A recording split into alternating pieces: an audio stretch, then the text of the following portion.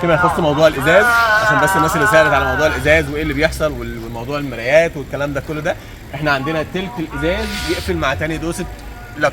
لو حضرتك عايز تقفل ازازك من غير ما تدور فانت ممكن تدوس دوستين، الدوسه الثانيه دوسه طويله، الازاز بيرفع لك تلت المسافه، دوسه طويله، الازاز يرفع لك تلت المسافه اللي باقيه لك، وهكذا.